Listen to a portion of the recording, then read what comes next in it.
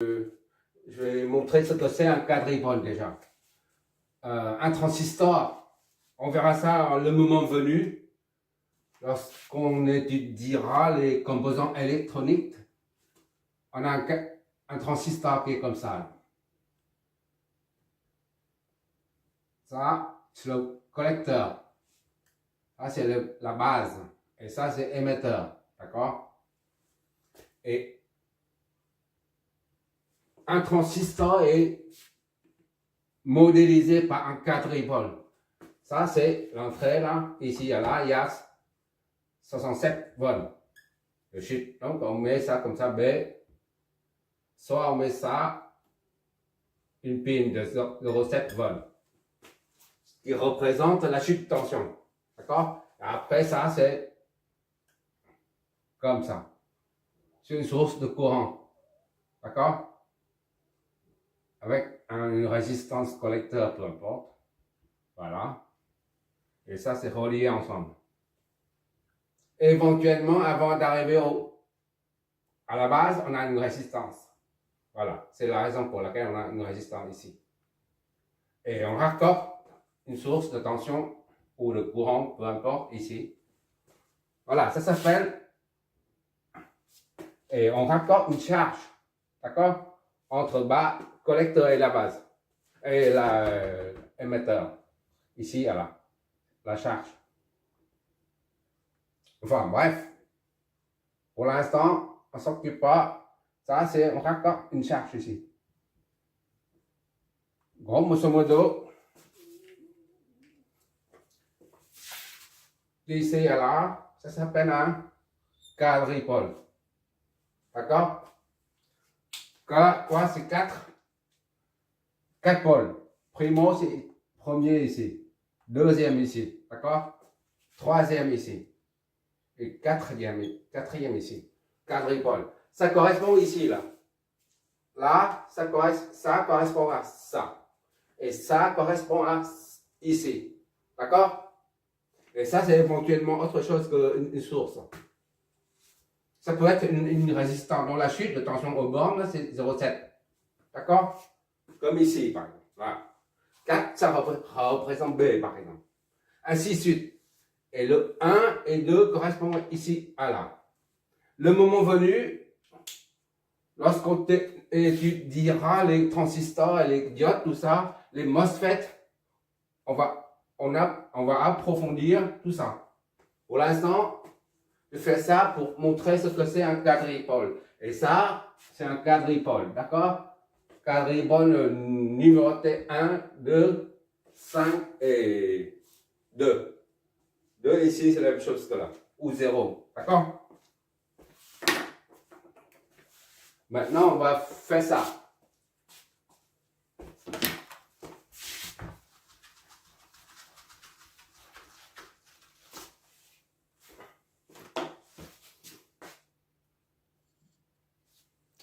Il s'agit de déterminer quelle est la résistance de charge, c'est RC, d'accord? On n'a pas encore branché la RC au circuit, d'accord? Mais maintenant, on veut connaître la valeur de RC pour que lorsqu'elle est connectée au circuit, elle absorbe le maximum de puissance en provenance du circuit en amont de 1 et 2, d'accord? La résistance de charge RC est connectée aux bornes 1, 2. Quelle est sa valeur pour pouvoir absorber une puissance maximale et calculer la puissance maximale correspondante? Voilà. Donc, pour ça, comme d'habitude, on étudie, on cherche, il faut trouver le circuit équivalent de Tenna en amont de 1 et 2, c'est-à-dire à gauche de 1 et 2. D'accord? Et une fois on a le circuit équivalent de Tenna, ici, 1 et 2, on raccorde la charge RC. D'accord? Et on détermine RC. Maintenant, il faut redessiner ce schéma et déterminer le circuit équivalent de Tenna. Donc, on oublie ça. Comme si on l'enlève. D'accord? Ça n'existe pas. le circuit, là il s'agit d'une source de tension indépendante. Le calcul de RTH, calcul de RTH, voilà. Pour calculer la résistance équivalente de Tenna, il faut court-circuiter la source de tension indépendante, d'accord? Tandis que là, il s'agit d'une source de tension dépendante. On ne peut pas la neutraliser, on la laisse comme ça. On court-circuite seulement celle-là. Et on injecte un courant dedans. Et par la suite, on en déduit la résistance aux bornes. Je reprends le schéma.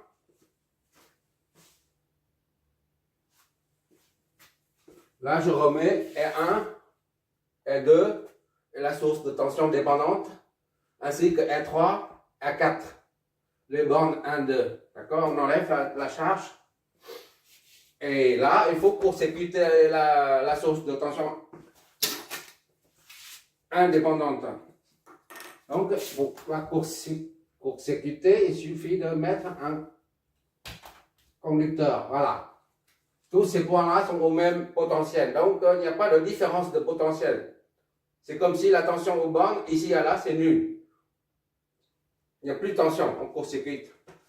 Ici, c'est une source de tension indépendante. On ne peut pas la court-circuiter. Pourquoi on ne peut pas? Parce que la source de tension indépendante, la tension aux bornes dépend de V44 et 42.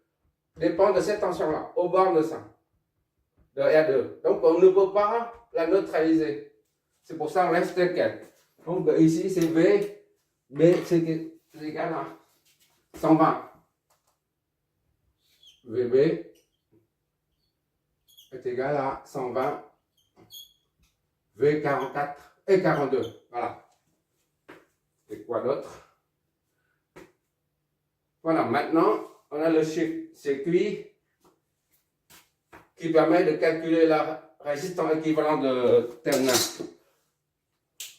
Et là, on injecte, puisqu'il y a une source de tension qu'on ne peut pas neutraliser, eh ben, il faut injecter un courant dedans via une source de tension ou de courant externe. Et pour ce faire, on utilise une source de tension unité de 1 volt pour simplifier les calculs. D'accord? Tu peux mettre 20 volts ou 15 volts, ça n'a pas d'importance. Voilà. On met une source de tension indépendante de 1 volt. 1 volt. On va appeler ça VC. VB, VC. A, B, donc on met ça VC. C'est égal à 1 volt.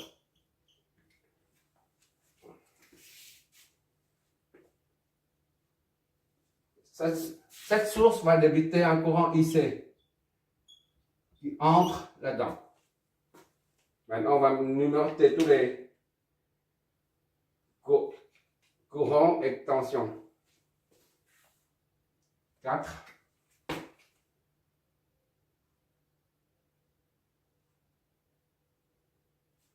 Le courant qui passe dedans, on l'appelle I3. Et ça, c'est I4. D'accord? Qu'est-ce qu'il nous reste?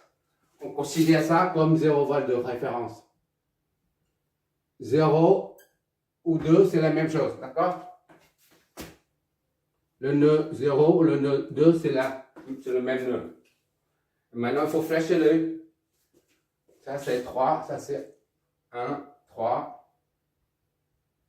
2, 4 et 5. 5, c'est le même que 0, c'est le même que 2. D'accord? C'est le même point.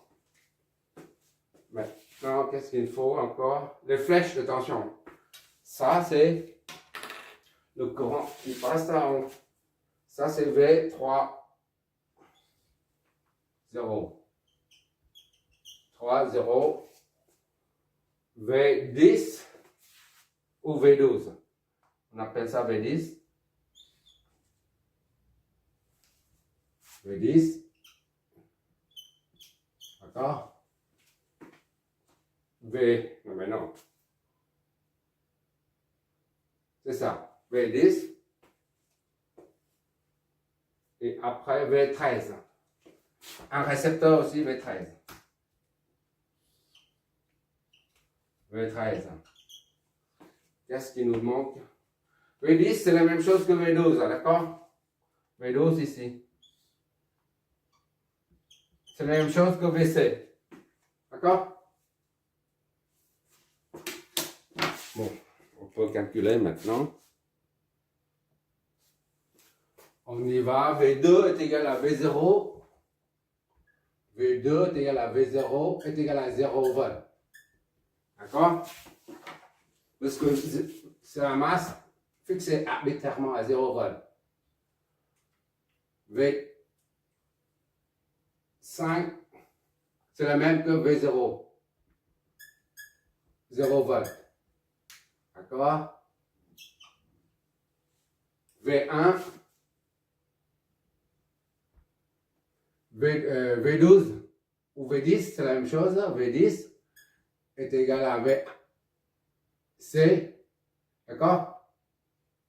V10, V12 est égal à VC est égal à 1. C'est la même chose que V1 moins V0 est égal à 1. V1 moins 0 est égal à 1. Donc V1 est égal à 1 volt.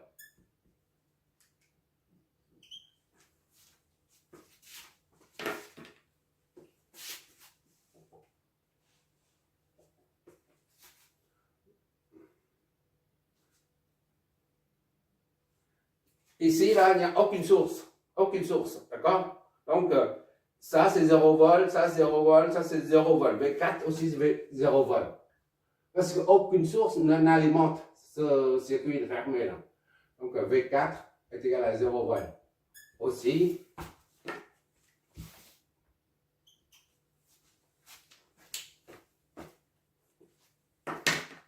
qu'est-ce qu'il nous reste?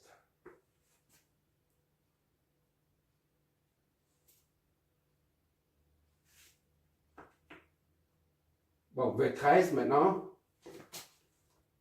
V13 est égal à V1 moins V3 est égal à R3. V13 là. R3, I3. I3 est égal à V1 moins V3 sur R3. Est égal à V1, c'est 1 volt. Moins V3, c'est combien? Oui, on n'a pas encore fait V3.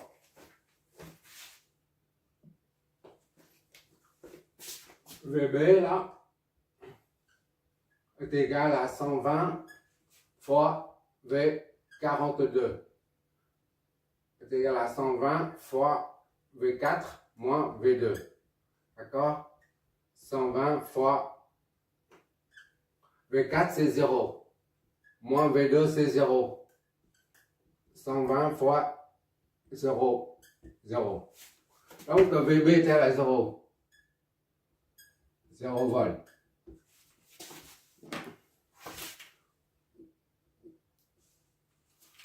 V30 est égal à moins VB. D'accord? V30 moins VB. VB. Soit moins 0. C'est à 0. Ce qui signifie V3 moins V0 est égal à 0. V3 moins 0 est égal à 0. V3 est nul également.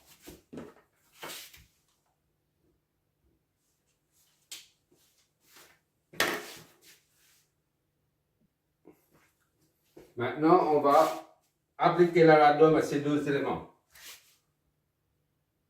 V13 est égal à V1 moins V3. V13, I, R3 et I3. I3, d'accord? I3 est égal à V1 moins V3 sur R3. Soit V1 c'est 1 moins V3 0 sur R3. C'est 10 puissance 4. Donc I3 est égal à 10 puissance moins 4 ampères. 10 puissance moins 4 ampères. Voilà.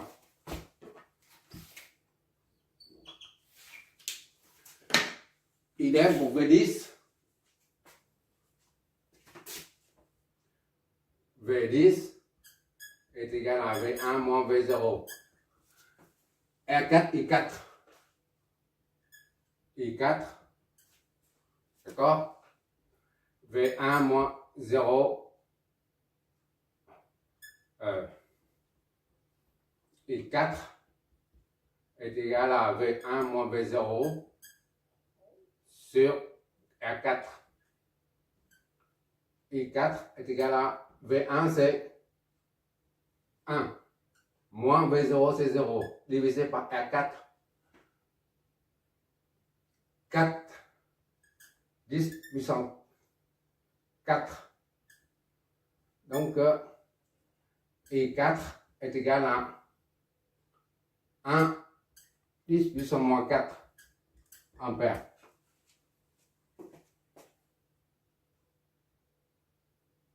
Non, 0,25.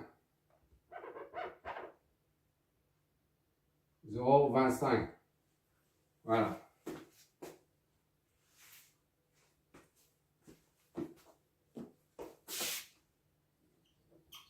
I3, I4, maintenant la loi des nœuds IC qui arrive est égale à la somme des deux qui sortent.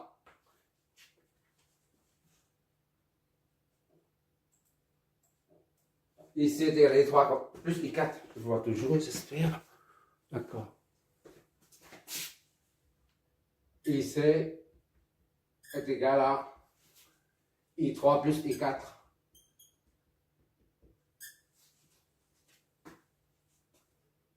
Donc IC est égal à I3 c'est 10 puissance moins 4. I3 plus I4 0,25. 0,25. 10 puissance moins 4. IC est égal à 1,25. 10 puissance moins 4 ampères. D'accord?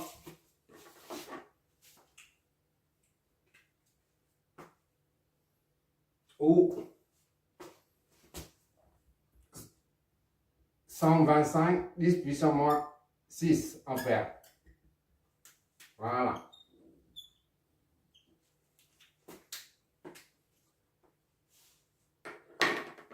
Au lieu de prendre V10, on prend V12. Il faut trouver la résistance aux bornes 1 et 2. D'accord?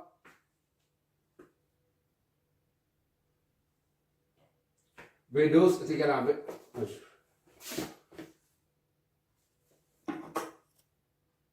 Encore une dernière ligne. V12 est égal à 1 vol. C'est aux bornes de ça. V12 est égal à VC, c'est 1 vol. D'accord? V12 est égal à VC. V12 est égal à 1 vol. 1 vol. Or,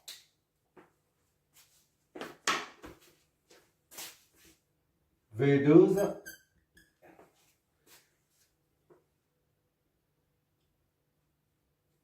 est égal à R12 fois IC. Justement, R12, on ne connaît pas. C'est pas R4. Hein. R12, c'est pas R4. D'accord? Parce qu'il y a ça et ça. R12 ça, est composé de ça, ça avec la source. R12, c'est ça. C'est pas R4, d'accord? Donc, maintenant, on a V12. Ici. Ici. Donc, on baptise R12, c'est la RTH. Ou R12, c'est la RTH. D'accord? Parce que c'est aux bornes 1 et 2. R12.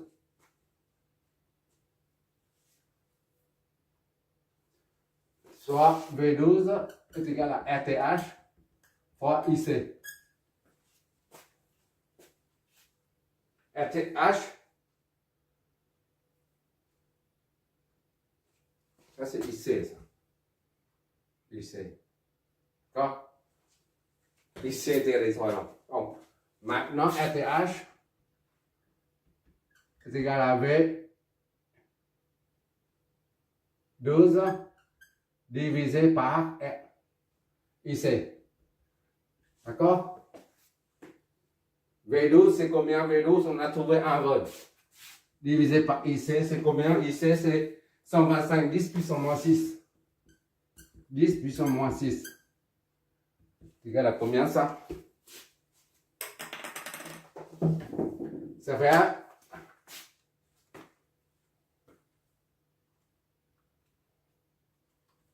1 divisé par 125, 10 moins 6.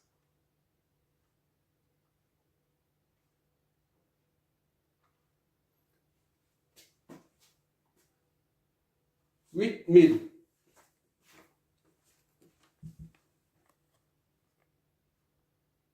Vu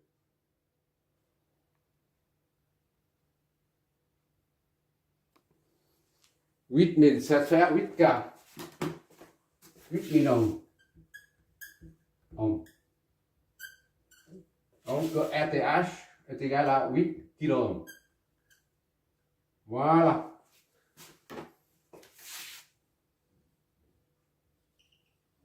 Maintenant, il faut calculer calcul de VTH.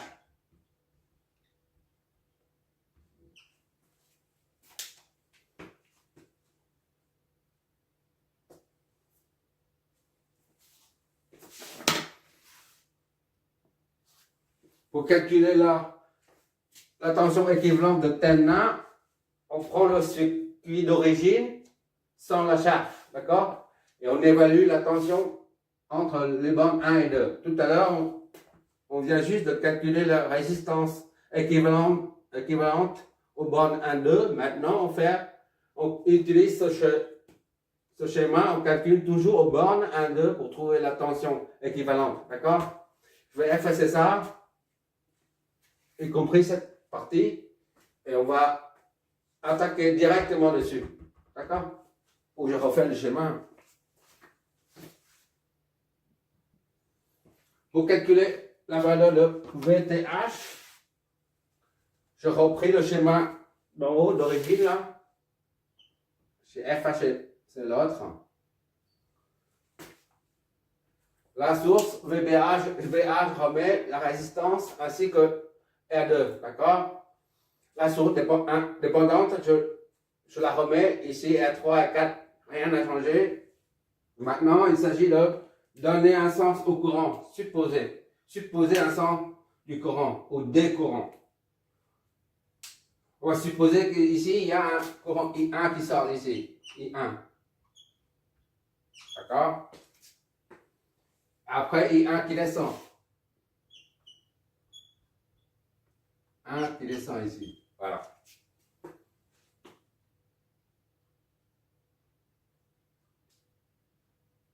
Et tout à l'heure, on peut dire ça, I3 ici. I qui traverse ici, c'est la même chose que I ici, parce que le circuit est ouvert ici. Donc I3, la même chose, ici I3. D'accord? Et quoi d'autre?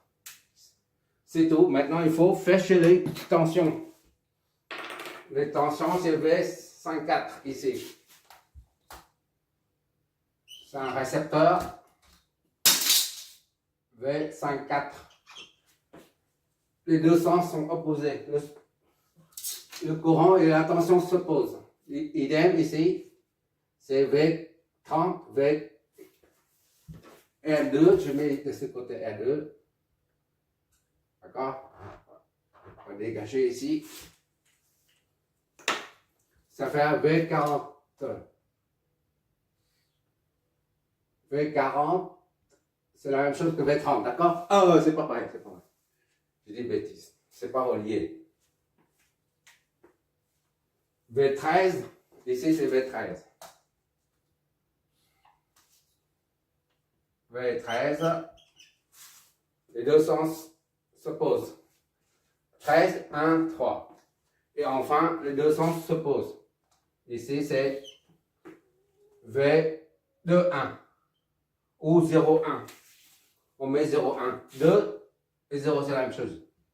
0, 1. C'est plus parlant. Parce que le 0 c'est 0. Maintenant on peut y aller.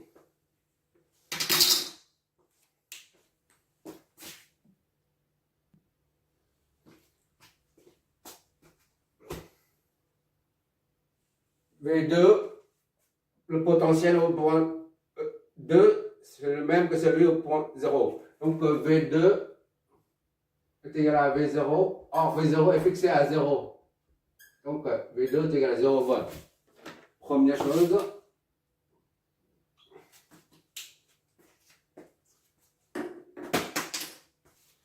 V. Ça c'est V50. 5, 0. D'accord? 5, 0. V5, 0. V50 est égal à V5 moins V0 est égal à la tension aux bornes de la source, c'est-à-dire VA. D'accord? Donc, V5 moins 0, V0 c'est 0, VA c'est 8. Soit V5 est égal à 8 volts. Voilà.